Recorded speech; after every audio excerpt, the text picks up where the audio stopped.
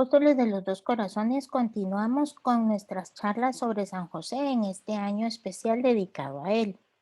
En esta oportunidad vamos a contemplarlo en sus roles más humanos, como hombre y como esposo. San José, corazón de hombre, genio masculino. El singular hecho de que ninguno de los evangelistas nos narre nada sobre palabras dichas por el patriarca José tiene que ver en relación profunda con que José no tenía ministerio sacerdotal, ni misión profética, ni apostólica. No recibió tampoco carismas ordenados al anuncio profético del advenimiento de nuestro Señor, ni a la predicación apostólica de su misión o su divinidad. Contemplando a José como hombre físicamente, podemos pensar que era un hombre con todas las cualidades naturales propias de su masculinidad, ya que debía ser el arquetipo de un verdadero hombre para nuestro Señor en su humanidad. De semblante y actitud varonil, de voz grave, pero amable y prudente, cejas, bigote y barba poblada, cabello bien organizado, mirada directa y penetrante, que nunca se escabullía, dulce e inocente a la vez, que reflejaba las cualidades de su alma. Atractivas facciones que confirmaban su noble ascendencia. Sabemos que a los parientes de José en la Biblia se les llamaba continuamente bellos. Grande y fuerte, en parte requerido a su oficio. Manos toscas, espaldas anchas, brazos gruesos, piernas ágiles y todo curtido por el sol. Nuestro San José, como hombre, físicamente no podía ser de otra manera. Su rol lo iba a demandar con estos atributos: de buen humor, sobrio, sereno, ingenioso, astuto, diligente, acucioso, paciente, valeroso. Todas estas cualidades humanas que también podemos leer en las Escrituras mientras nos narran las acciones que realizaba San José al conocer la voluntad de Dios, con autoridad y don de mando cuando era necesario. Era una cabeza de una familia y no de cualquier familia. Gentil y solícito con los niños y las mujeres. Solidario con los hombres. Atento y respetuoso con los ancianos. Buen hijo, buen hermano, buen amigo. De sencillo vestir, pero pulcro y limpio siempre. Un verdadero ejemplo de hombre para nuestro Señor Jesucristo en su humanidad. Trabajando de sol a sol, poniendo particular empeño y amor en su oficio, lo cual lo hacía conocido por su perfección, ya que todos sabían de José el carpintero. Honrado para cobrar su esfuerzo y puntual para cumplir con lo ofrecido. Asiduo al templo y a la oración, observador de la ley. Bondadoso con los animales y contemplativos con la naturaleza, ya que al ser un hombre de Dios, veía en todas partes su manifestación. Antes de cualquier cosa, San José fue esposo de la Virgen María y padre de Cristo, lo que implica que José fue cabeza y superior tanto de la Virgen María como de Jesús hecho hombre.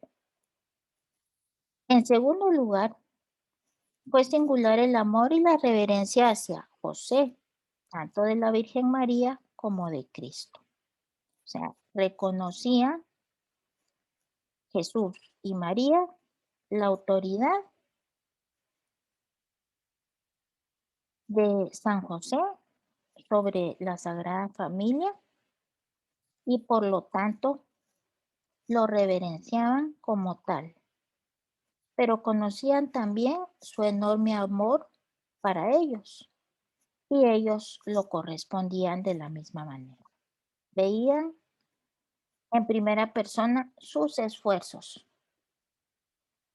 por ser un digno custodio de los dos mayores tesoros del Padre.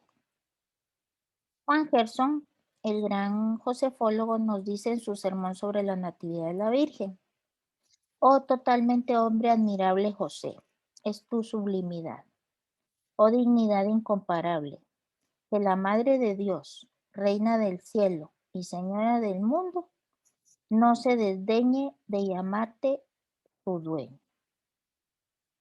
La Santísima Virgen María le llamaba su dueño a San José.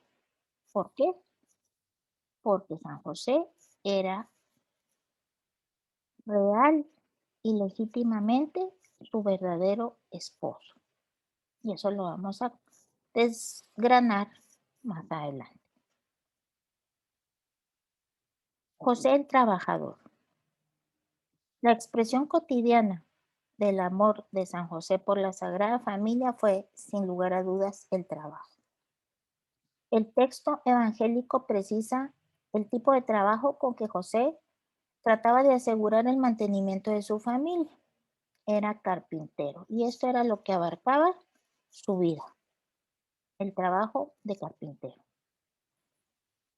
En nuestra época, la Iglesia ha puesto también esto en relieve en la celebración del 1 de Mayo, conocida como de San José Obrero. El trabajo humano y en particular el manual tienen así, gracias a San José, en el Evangelio un significado especial, un significado sobre todo de expresión de amor.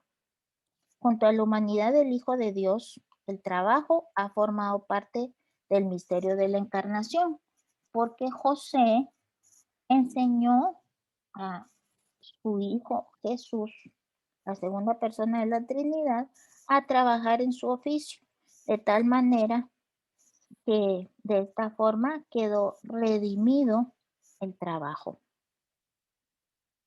Esto nos lo dice San Juan Pablo II.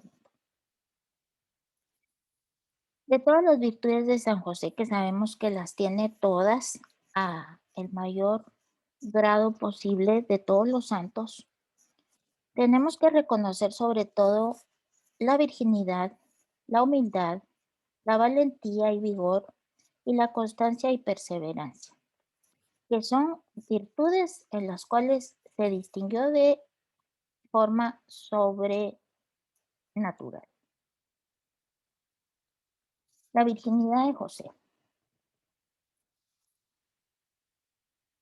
Tenemos que contemplar el hecho de que la Iglesia sostiene que San José nunca se casó anteriormente, como lo dicen la Iglesia de Oriente, por ejemplo, o los evangelios apócrifos, y por lo tanto nunca convivió corporalmente con ninguna mujer. Se casó únicamente con la Santísima Virgen María y compartió en todo esta responsabilidad menos en la intimidad corporal. Por lo tanto, San José siempre fue virgen y se mantuvo virgen. ¿Para qué? ¿Por qué? Para que no pareciese bastar que solo sea la Virgen María, es la fe de la Iglesia que fuese también virgen quien representaba a su Padre. Jesús mismo nos dice, amó tanto la integridad de un floreciente pudor que no solo naciera de un seno virginal, de la Santísima Virgen María, sino que también fuese cuidado por un Padre nutricio virginal y escogido para cooperar en la encarnación redentora. ¿Por qué es tan importante el tema de la virginidad en ambos casos? Convenía que las personas más íntimamente unidas a la humanidad de Jesucristo fuesen vírgenes, como lo fueron la Santísima Virgen María, San Juan Bautista, San Juan Evangelista.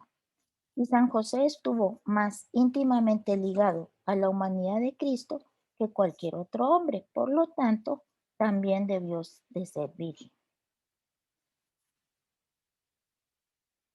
Vemos que el tema de la virginidad que rodea a la persona de Jesús es tan importante porque significa sobre todo la indivisión del corazón. El corazón que ama única y exclusivamente a Dios. El corazón que no tiene otros amores, que no comparte con otros amores, que permaneciendo virgen se abstrae de las atracciones propias de la naturaleza humana y se dedica y entrega única y exclusivamente al amor de Dios. José recibió el don de la paternidad más noble que jamás haya existido y con ella las prerrogativas que la adornan, entre las cuales deben contarse la virginidad que convenía a la paternidad divina. ¿Por qué? Porque San José representaba en la tierra la paternidad del Padre Celestial y por lo tanto también debía ser una paternidad excelsa e indivisa, lo más cercano a la paternidad celestial. Aquí nos hacen una bella comparación los josefólogos. Nos dicen que San José fue igual a los ángeles porque prestó servicios excelsos a Cristo. Luego fue a la vez virgen a semejanza de los ángeles, nos dicen. Más aún, la virginidad de José fue más noble y más grata a Dios, más gloriosa y admirable que la de los ángeles. Los ángeles son seres puramente espirituales y la castidad y virginidad de estos procede de su naturaleza, mientras que la de José tiene el origen en la gracia y por lo tanto es más noble. La de José es voluntaria, luego es más grata. La de los ángeles no es meritoria, porque es propia de su naturaleza, decimos. La de San José sí, porque es propia de su voluntad. Luego es más útil. Aquella está en una naturaleza impasible, la de los ángeles. No tienen tentaciones de la carne. En cambio, la de San José está en una carne frágil y por lo tanto es más admirable. En fin, la virginidad de José es más perfecta porque es del alma y del cuerpo, mientras que la de los ángeles es solo del espíritu.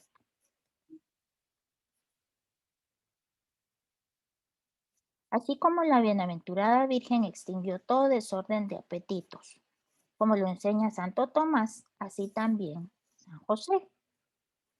O si no lo extinguió, por lo menos lo ató, porque la bienaventurada Virgen tenía que vivir su vida unida al Santísimo José, y no de cualquier forma, sino tan familiarmente que no se abstuviese mínimamente de la cotidiana presencia y doméstica convivencia. Recordemos que el matrimonio de José y María es un matrimonio real, de tal cuenta que compartían la cotidianidad y la intimidad en todo, menos en la intimidad carnal, de tal cuenta que ambos tenían atados los deseos del cuerpo. La Inmaculada Concepción, porque estaba libre de la tentación de la concupiscencia, más bien de la debilidad, de la triple concupiscencia, consecuencia del pecado original, que es eh, el atractivo que nos trae el placer, el poder y el tener. San José, quien hemos dicho que muy seguramente fue santificado en el seno de su madre como San Juan Bautista y que también recibió gracias innumerables durante toda su vida y las utilizó todas debido a su voluntad y a su libertad. Si bien no tenía quizá extinguido esta debilidad hacia el placer, lo supo atar porque supo convivir con la Santísima Virgen María en total pureza y castidad.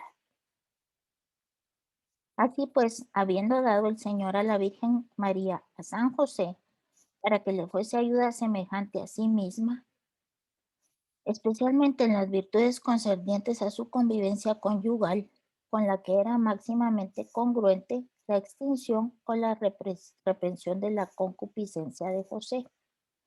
Dios mismo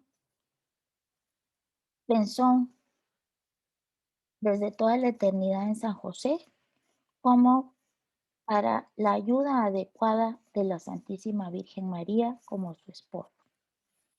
Y como su esposo debería de ser congruente la convivencia entre ellos en la virginidad que ambos habían prometido a Dios. Contemplamos ahora la humildad de San José. Qué fiel fue a esto el santo de quien hablamos, nos dicen los Josefos, porque no obstante ser quien era, el custodio de los más grandes misterios del corazón del Padre, en qué pobreza y en qué humillación vivió durante toda su vida. Pobreza y abatimiento bajo los cuales tenía ocultas sus grandes virtudes y dignidades. Padre del Señor y esposo de la Santísima Virgen. Solo ellos tres sabían cuál era la alta dignidad de San José. En su pobre taller trabajaba de su oficio para sustentar al hijo y a la madre que le habían sido confiados. Para el mundo no era nada más que un pobre carpintero. Pobre carpintero, el cual sin duda no alcanzaba a trabajar tanto que no le faltasen muchas cosas necesarias. Aunque se fatigaba mucho, seguramente, pero con un afecto sin igual para el sustento de su pequeña familia, después de lo cual se sometía humildísimamente a la voluntad de Dios en la continuación de su pobreza y de su humillación, sin dejarse vencer ni abatir por el tedio interior que sin duda le asaltaba muchas veces. ¿Por qué el tedio interior? Porque seguramente muchas veces San José deseó darle más estabilidad, más y mejores cosas a su familia, pero a pesar de que trabajaba duramente para ellos, las circunstancias que rodearon la vida de la Sagrada Familia no se lo permitían. Qué agradable era ver la reverencia y el respeto con que trataba tanto a la madre como al hijo. Podemos imaginarnos un poquito ese aspecto de la vida de San José.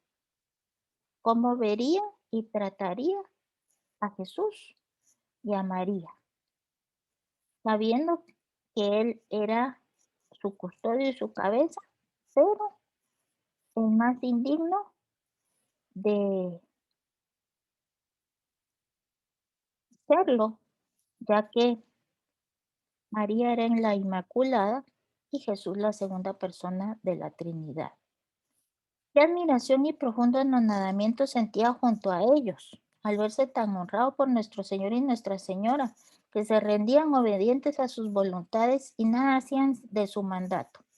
Obviamente, esa familia, la Sagrada Familia, verdaderamente era una familia como tal, con José, el genio masculino, como la cabeza, de tal cuenta que nos dicen que nada se hacía sin su consentimiento y sin su mandato, a pesar de ser Jesús quien era y a pesar de ser María la Inmaculada. Constancia y perseverancia de José. Llamamos constante a un hombre cuando se mantiene firme y está dispuesto a sufrir los asaltos del enemigo, sin pasmarse ni perder el aliento durante el combate. La perseverancia se refiere principalmente a cierto tedio interior que nos acomete en la duración de las penas y es un enemigo tan poderoso que no es posible encontrar otro. O sea, el tedio interior es aquel que va naciendo de el trabajo, de la pena, de la tentación que se va prolongando en el tiempo y que nos va causando cierto cansancio, cierta tristeza, cierto desgaste. Y es ahí cuando la constancia que nos mantiene firmes en el momento se transforma en perseverancia y nos hace posible seguir en el tiempo firmes en la voluntad de Dios. La perseverancia hace que el hombre desprecie a este enemigo, el tedio interior, de suerte que sale vencedor de él por una continua igualdad y sumisión a la voluntad de Dios. Fuerza, valentía y vigor de José. La fuerza es la que hace que el hombre resista poderosamente a los ataques de sus enemigos, pero la valentía es una virtud que no solo está presta a combatir y a resistir cuando se ofrece la ocasión, sino incluso a atacar al enemigo. La fuerza entonces nos sirve para defendernos en el momento en que somos atacados, pero la valentía nos hace estar adelante siempre del enemigo y no solo esperar al ataque del mismo. José fue victorioso ante los tiranos perseguidores de Cristo, deseosos de matarles literalmente con su espada. Victoria que, aunque no la consiguió dándose por Dios voluntariamente por la muerte, puesto que José no mató físicamente a ninguno de los perseguidores de la madre y sobre todo del niño, no obstante podemos llamarlo benemérito con la palma del martirio. Realmente San José vivió el martirio durante su vida muchas veces y en varias circunstancias. Sabemos que cada vez que tuvo que salir presto porque la integridad del niño corría peligro, por ejemplo, en el nacimiento, en el cual no había un lugar adecuado, seguro, para que naciera Jesús como debía de serlo. O por ejemplo, cuando se le pide a José que corra con el niño y la madre porque vienen a matarlo. En todos estos momentos, José sufrió verdaderamente un martirio y por lo tanto debe ser reconocido como tal. Vivió el martirio de tener que sostener a la madre y el niño vivos ante innumerables peligros, unos peligros incluso que fueron gravísimos, de vida o muerte. Custodió con valentía a la madre y al hijo innumerables veces y ante innumerables peligros de muerte. José, ejemplo de los dones de las bienaventuranzas. Primera razón para ser ejemplo de estos dones. La excelencia de los dones del Espíritu Santo indica también la de las 7 bienaventuranzas, según San Agustín. Y los dones del Espíritu Santo brillaron de un modo tan especial en San José. Luego también debieron brillar así las 7 bienaventuranzas. Segundo, si hay semejanza entre dos frutos, debe haberla también entre los árboles que la produjeron. Y José alcanzó en esta vida los frutos de las bienaventuranzas por su matrimonio con quien es la reina de la bienaventuranza y por ser padre del autor de la bienaventuranza. Luego debió poseer igualmente las mismas bienaventuranzas de María. Es una belleza. En la primera razón, la excelencia de San José alcanzó todos los dones del Espíritu Santo.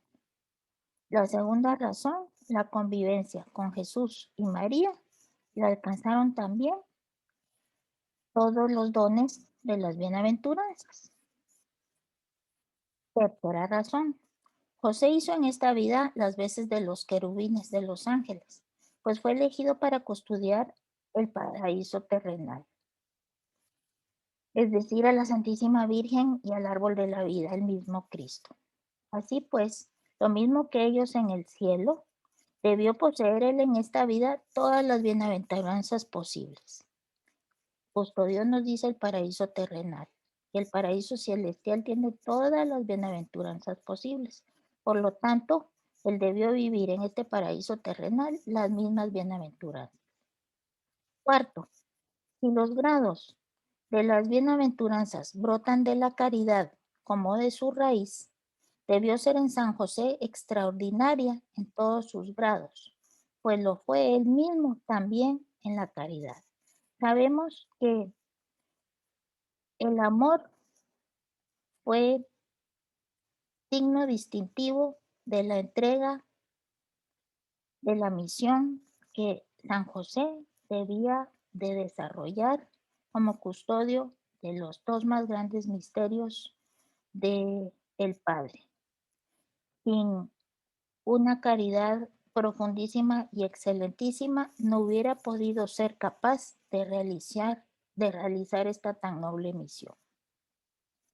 Quinta, el patriarca José poseyó también todas las bienaventuranzas, porque fue pobre de espíritu en su niñez, es decir, humilde a pesar de los sueños que demostraban su futura grandeza.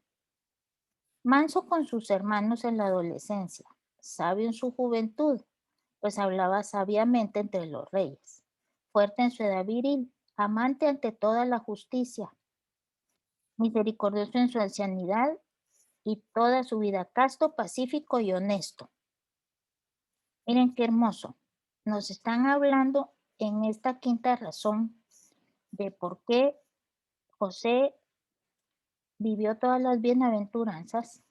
Nos están hablando en esta quinta razón del patriarca José, una prefigura en el Antiguo Testamento de la figura de San José. Por eso podemos tener claros todos estos atributos del mismo San José. Pobre de espíritu en su niñez, humilde, manso con sus hermanos, sabio en su juventud, fuerte en su edad viril, amante de toda la justicia, misericordioso en su sanidad, casto, pacífico y honesto. Respecto a la muerte de San José, se cree probablemente que murió antes de la pasión del Señor, pues no hubiera estado ausente de la cruz del Señor si hubiese vivido entonces. Y viviendo él, no hubiese sido necesario que la Sagrada Virgen fuese confiada a otro, en este caso a San Juan. Hemos de creer que en su muerte estuvo presente Jesucristo y la Virgen Santísima. No podía ser de otra manera. Muchos debieran ser las exhortaciones, consuelos, promesas, iluminaciones, enardecimientos y revelaciones de bienes eternos por parte de la Santísima Virgen, su esposa y su dulcísimo Hijo. Por eso lo llamamos entonces el patrón de la buena muerte. Murió rodeado de Jesús y María y de todas sus consolaciones. José resucitado. El Evangelio nos atestigua que los cuerpos de muchos santos resucitaron después de la pasión del Señor. Y estamos persuadidos, nos dicen los santos padres, por varias razones, que entre ellos se encontraba sin duda San José. Los santos gozaron de este privilegio por la excelencia de su santidad. Y creemos con razón que José, que no fue inferior en santidad ninguno, al contrario, fue el más santo de todos los santos, tenía que serle concedido sin lugar a dudas también este privilegio antes que a nadie. Si el Hijo resucitado colmó de consuelos a su madre, que había padecido con él, haría lo mismo con su padre que lo educó.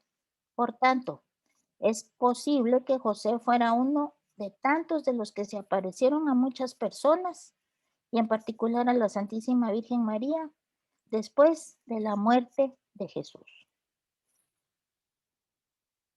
José en la gloria.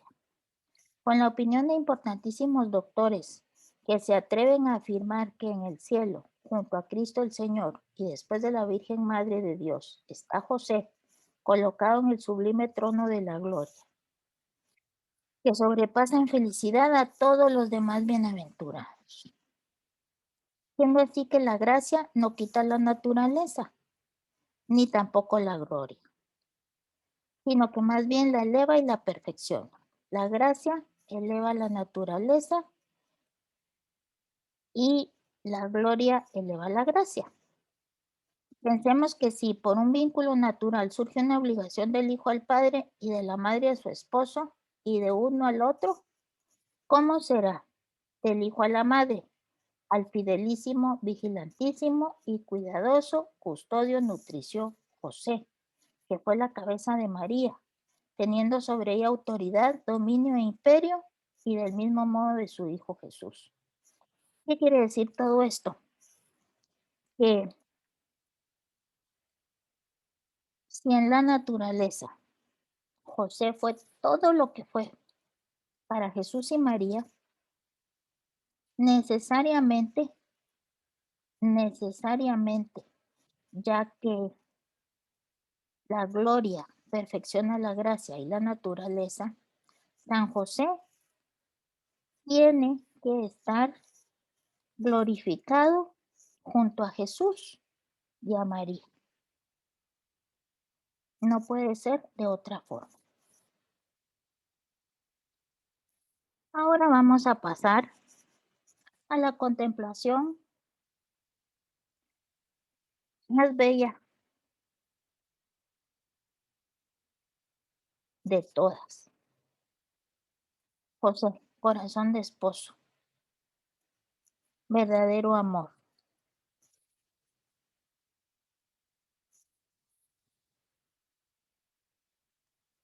Dos jóvenes. Según todas las apariencias, ambos habían nacido y pasado su infancia y juventud en Nazaret. Y esta proximidad les había hecho conocerse. Todo esto nace de la lógica del conocimiento que tenemos de la tradición y la Biblia. En determinado momento, José y María han pensado el uno en el otro de un modo distinto y se han enamorado. Y ciertamente se han enamorado. Y no nos escandalicemos cuando pensemos en que se han enamorado. ¿Por qué? Vamos a verlo. Pero al pensar en este amor, debemos nosotros evitar dos tentaciones. Y las dos tentaciones son en referencia de nuestra mirada conforme a nuestra humanidad caída. Primero, consistir en calcar en ellos los sentimientos que puede experimentar dos jóvenes que se atraen mutuamente.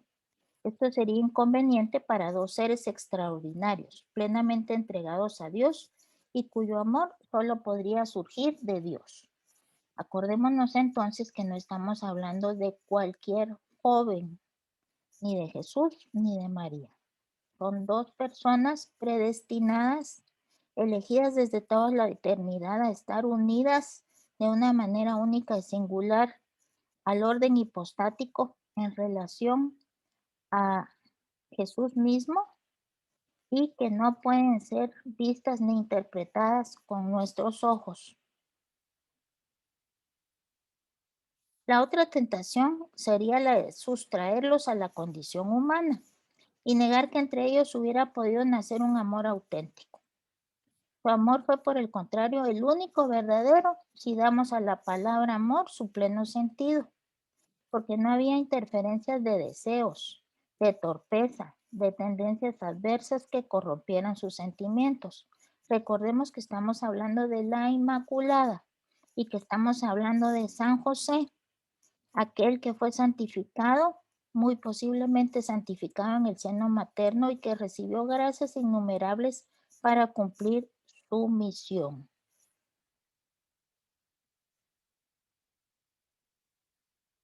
Entre estos dos seres nacerá el amor humano, el amor más grande que ha florecido nunca sobre esta tierra. ¿Por qué? Porque este amor no tiene la misma fuente ni la misma trayectoria que la de todos nosotros, que la de todos los hombres. Normalmente se va del amor humano al amor de Dios. Aquí el orden es inverso. Es Dios quien despierta el amor del uno por el otro. Pero todo esto no sucedió de la noche a la mañana. Fue todo un itinerario, como lo es todo amor humano. José se decidiría probablemente a hablarle de matrimonio. María le confesaría que se había entregado al Señor y que se proponían permanecer virgen. Seguramente ambos tomaron un tiempo para meditar y orar. José llegó a la conclusión de que él también debía permanecer virgen y que esta sería la más hermosa prueba de su amor. Pensemos un momentito con la lógica de la fe que nos llama a invocar San Juan Pablo II cuando contemplamos misterios tan profundos como puede ser el amor real de Jesús, de José, perdón, y María. Nos han dicho continuamente que el matrimonio de José y María fue un matrimonio preconcebido, que fue un matrimonio arreglado, que José se sacó como quien se saca en una lotería el poderse casar con la Santísima Virgen María y una serie de cosas que no van con la lógica de el amor ni divino ni humano. Y ya nos han dicho que desde toda la eternidad Dios pensó en José y María para ser los padres de su Hijo Jesús. Estos estaban predestinados por siempre y para ser una familia, para ser una pareja, para ser esposos, para ser el modelo inigualable de toda la familia y la responsabilidad de el ser humano. De tal forma tenía, tiene y tendrá que existir amor verdadero entre estas dos personas. Únicamente nos recuerda eh, la tradición que debemos verlo como aquellos dos seres especialísimamente elegidos que han sabido descubrir la voluntad de Dios al conocerse. Y al descubrir esta voluntad, han sabido descubrir que dentro de la voluntad de Dios estaba el que entre ellos se despertase un verdadero, genuino y limpio amor que les iba a hacer permanecer firmes como familia, como esposos y como padres de Jesús. José se decidiría a hablarle de matrimonio. María le confesaría que ella deseaba permanecer virgen. Seguramente se tomaron un tiempo y José llegó a la conclusión que una de las formas más hermosas para demostrarle su amor a María era permanecer él también virgen. Definitivamente esto para nuestra, nuestro razonamiento humano caído es prácticamente impensable muchas veces, pero recordemos que estamos hablando de emociones que el Espíritu Santo puso en los corazones de estas dos singulares personas. Con respecto a la Santísima Virgen, es necesario que fuese varón de admirable virtud, tanto por razón de la unión matrimonial como por el de la continua convivencia y solicitud servicio. Nos vuelven a recordar algo eh, fundamental.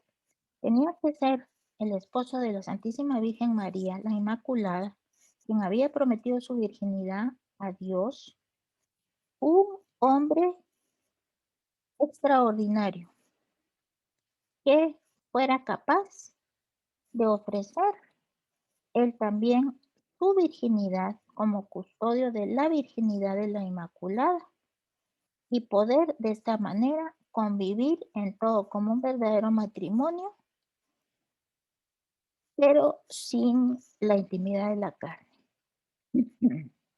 Porque dándose entre ellos matrimonio verdaderísimo, contraído por inspiración divina y realizándose en el matrimonio la unión de las almas, hasta el punto que se dice que el esposo y la esposa son una sola persona.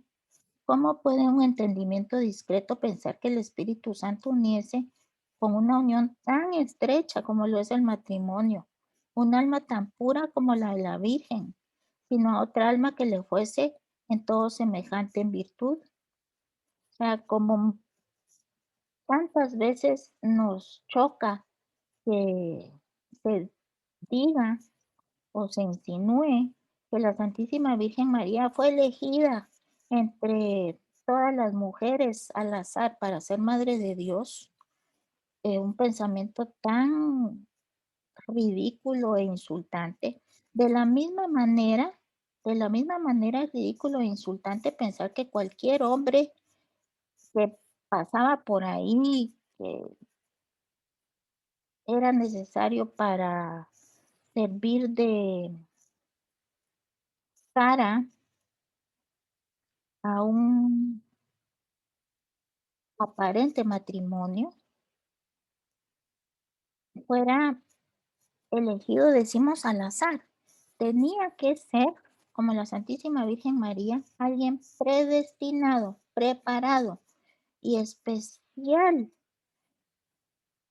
por sobre todas las cosas para compartir un matrimonio que sería no solo aparente, sino real, y que se consolidara más y sobre la unión carnal en la unión de dos almas, en dos almas que no podían sino ser lo más parecidas posibles para que esta unión fuera una realidad. El anuncio. Su marido José, como era justo y no quería ponerla en evidencia, resolvió repudiarla en secreto, pues no sabía cómo comportarse ante la sorprendente maternidad de María, nos dice la escritura. Ciertamente, buscaba una respuesta a la inquietante pregunta, pero sobre todo buscaba una salida a aquella situación tan difícil para él. Ya vimos en charlas anteriores que San José, al enterarse de el embarazo de la Santísima Virgen María, ya siendo su esposa, no dudó en ningún momento que ese embarazo fuese producto de una deshonestidad por parte de la Santísima Virgen. Si recordamos, San José debía ser probado y fue por ello probado en su fe, en su obediencia, en su fidelidad, en su amor a Dios, y por ello no fue advertido anticipadamente de el milagro de la encarnación. Y de tal cuenta sufre entonces de una sorpresa cuando se entera de la maternidad de la Virgen María, con la cual, valga la redundancia, ambos habían prometido virginidad en su matrimonio.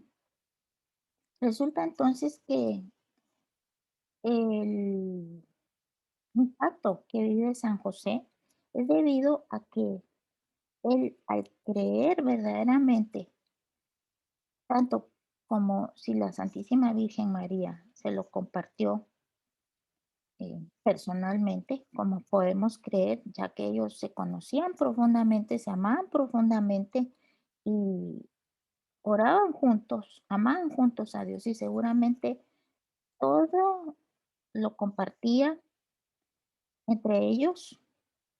Podía ser que ella se lo hubiese dicho a él antes del sueño del ángel y le hubiera contado lo que sucedió en la anunciación.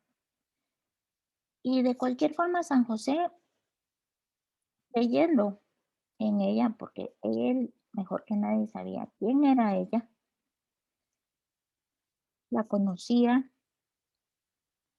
profundísimamente como nadie, quizá más que sus mismos padres, ya que habían tenido oportunidad de relacionarse de una forma más profunda como hombre y mujer enamorados. Em, San José se preguntaba, ante este misterio enorme de la concepción virginal del Hijo de Dios en las entrañas de su esposa, de su ya esposa, ¿qué rol jugaría San José en todo esto? Y era totalmente indigno de pasar como padre de Jesús, siendo el Padre Celestial el mismo Padre de aquel que, si seguía junto a María, aparecería como su hijo. ¿Qué salida iba a darle él a esta situación? A este momento en el que permanecer dentro de este misterio le parecía tan indigno, ya que él simplemente era José el carpintero. José, hijo de David, no temas tomar contigo a María tu mujer, porque lo engendrado en ella es del Espíritu Santo. Dará a luz un hijo y tú le pondrás por nombre Jesús, porque él salvará a su pueblo de sus pecados. Aquí es donde bellamente el mismo Dios, a través de un sueño y de un ángel, le recuerda que María es su esposa, le confirma y le recuerda que el hijo que va a nacer es el Hijo de Dios y le revela cuál es su rol en medio de este misterio. Él le tendrá que poner por nombre Jesús. Y la ley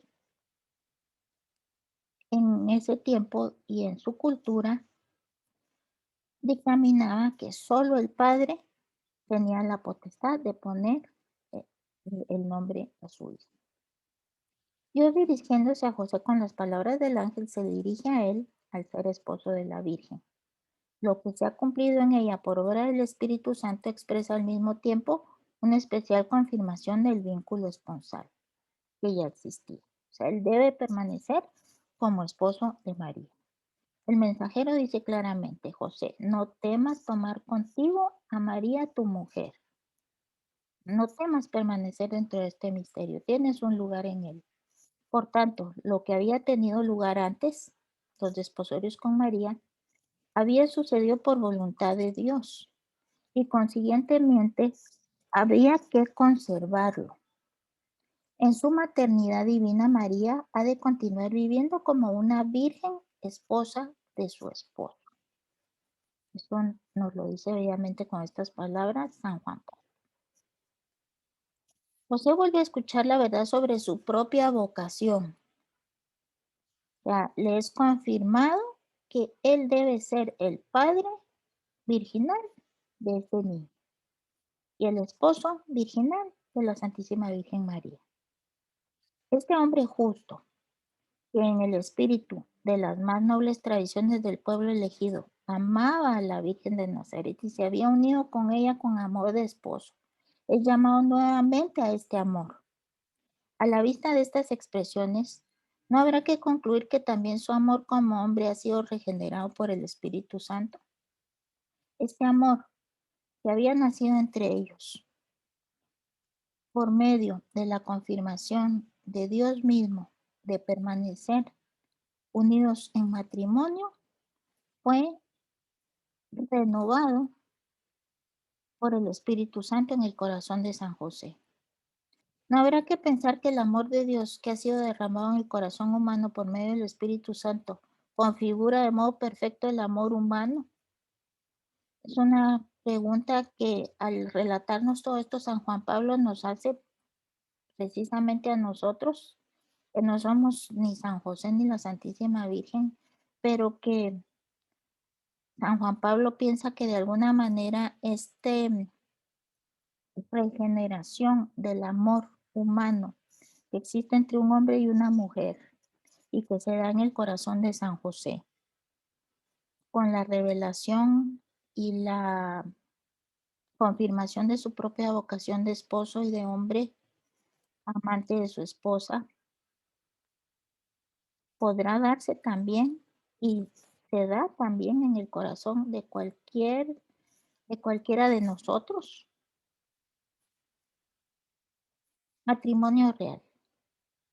En este matrimonio no faltaron los requisitos necesarios para su constitución, nos dicen los padres de la iglesia. Es un matrimonio real. En los padres de Cristo se ha cumplido todos los bienes del matrimonio, la prole, la fidelidad y el sacramento. Este matrimonio no fue en apariencia para que Jesús naciera dignamente en una familia. Este es un matrimonio real. Le dio la prole, la fidelidad y el sacramento. Conocemos la prole que es el mismo Jesús, nada más y nada menos. Tuvieron un hijo, José y María. Jesús, no cualquier hijo. La fidelidad, nunca existió el adulterio. Siempre fueron fieles y custodios del amor del uno y el otro.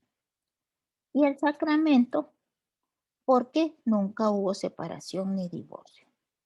Analizando la naturaleza del matrimonio, tanto San Agustín como Santo Tomás lo ponen siempre en la indivisible unión espiritual, en la unión de los corazones, en el consentimiento, elementos que en aquel matrimonio se han manifestado de modo ejemplar.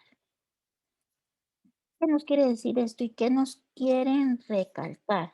¿Y qué es lo que quieren que veamos antes que nada con nuestros ojos de humanidad caída? Que no es la unión de la intimidad corporal lo que hace verdaderamente el matrimonio. San Agustín y Santo Tomás nos dicen que el matrimonio real es la unión indivisible de los espíritus, la unión de los corazones y el consentimiento, la libertad y la voluntad de unir esos corazones y esos espíritus. Por lo tanto, la intimidad corporal es una consecuencia de esa unidad de espíritu y unidad de corazón. En esta grande obra de renovación de todas las cosas en Cristo, el matrimonio, purificado y renovado, se convierte en una nueva realidad, en un sacramento de la nueva alianza.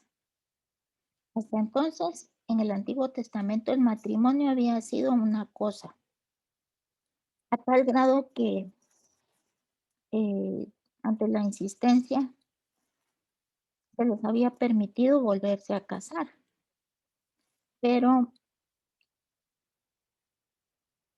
en el umbral del Nuevo Testamento, tanto como en el Antiguo, nos dice, hay una nueva pareja, y esta nueva pareja renueva, purifica el matrimonio, se convierte en una nueva realidad y una nueva alianza, la cual no puede ser disuelta. Pero mientras la pareja de Adán y Eva había sido fuente del mal que ha inundado al mundo, la de José y María constituye el vértice, el culmen, la cima, por medio de la cual la santidad se esparce por toda la tierra. Y esto fue realizado por medio del matrimonio de ambos. El Salvador ha iniciado la obra de la salvación con esta unión virginal y santa, en la que se manifiesta su omnipotente voluntad de purificar y santificar la familia, el matrimonio, santuario de amor y cuna de la vida, lo dice San Juan Pablo. Aquí es justo que nos detengamos unos minutos a pedir al mismo Juan Pablo, que se quiso llamar el Papa de las Familias, para que entendamos verdaderamente la profundidad de lo que es realmente un matrimonio y cómo el matrimonio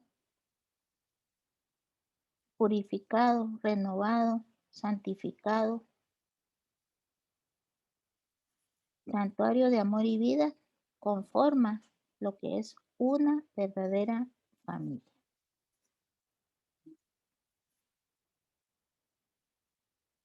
José, verdadero esposo. Si se compara en efecto a la Virgen, que nadie duda de que está por encima de toda criatura, José tiene, bajo esta relación, una condición inestimable de dignidad y autoridad, de unidad e intimidad. Es admitido generalmente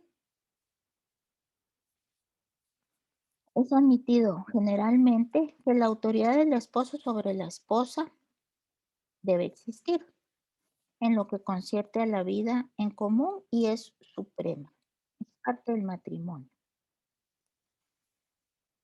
Y aquí que no venga ninguna feminista a querernos decir nada contrario a lo que es realmente el rol masculino de un hombre dentro de un matrimonio, con su verdadera masculinidad que contemplamos al principio de la charla, lo que es un verdadero hombre fuerte, viril, custodio, con don de mando, protector, proveedor, educado, amable, gentil, que da su lugar a las mujeres, a los niños, que batalla por su familia. Y todo esto le da la dignidad y la autoridad frente a lo que concierne a esa misma familia. Porque no estamos hablando de autoridad, de cualquier autoridad, estamos hablando de la autoridad que da la dignidad de comportarse como un verdadero hombre con todas sus cualidades masculinas, determinadas y deseadas por Dios y complementarias a la feminidad de la mujer. La Virgen, la Madre de Cristo, con su pleno consentimiento y la fe más sincera, se comportará respecto a José como respecto al esposo que Dios le había dado y cuya elección había sido confirmado milagrosamente. Imaginémonos qué verdadera conciencia de la Santísima Virgen María sobre la persona de San José, que siendo ella la Inmaculada, No solo supo darle su rol, su lugar, sino que supo que lo merecía, que lo tenía y que debía vivirlo, y que ella, siendo superior a él por ser la Inmaculada Concepción, tenía que hacerlo sentir en todo momento como aquella cabeza de familia digno de tener la autoridad. Por esto se amaba sincerísimamente a José con todo el afecto de su corazón. La Santísima Virgen María verdaderamente amaba con todo el corazón a su esposo San José. José, obediente al Espíritu, encontró justamente en él la fuente del amor, de su amor esponsal de hombre. Y este amor fue más grande que el que aquel varón justo podía esperarse según la medida del propio corazón humano. ¿Qué nos quieren decir? Verdaderamente, José y María se amaron humanamente con todo el corazón y sobre todo este amor humano fue bendecido de forma sobrenatural porque provenía directamente de Dios y supieron descubrirlo así desde el principio. Todo amor humano está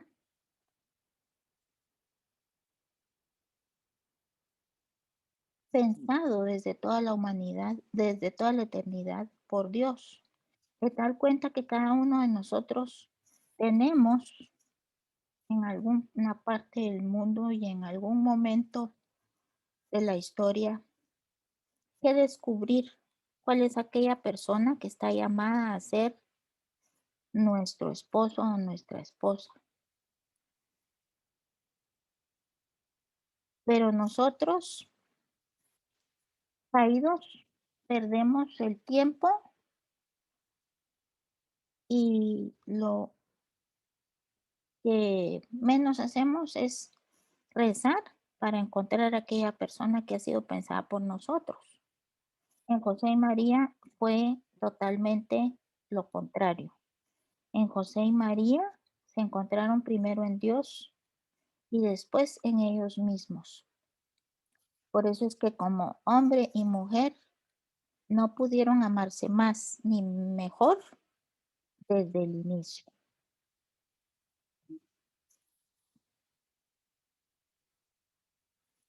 Con esto terminamos estas hermosísimas contemplaciones muy humanas sobre la persona de José, pues vimos que José es predestinado, vimos que José es santificado, vimos que José voluntaria y libremente asume su misión y se santifica aún más a través de ella. Pero el ver esta parte tan propia de su humanidad,